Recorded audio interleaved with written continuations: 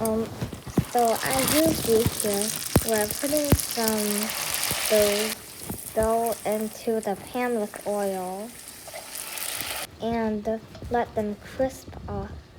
It should look brown like this. When it's good and crispy, then you can place it in this bowl like we do. Now we're going to stir this bowl of dough we've prepared and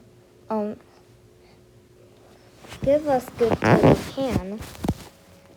Also, let it out and loose all around the pan, as big as you can. Now, we've added an egg. So that's an egg.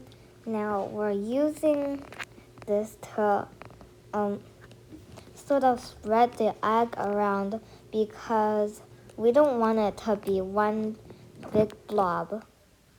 Now we're going to add onions because they make a great seasoning. Alright. A little more. Now we're gonna flip it. See, this side is nice and crispy white. Now to ruin the white, we're gonna add some mix of a sauce that is a little spicy. Now, more onions. We're gonna just wait a second. Alright, you know the crispy thing, right? The dough. Well, we're gonna put them here. Not spread them around.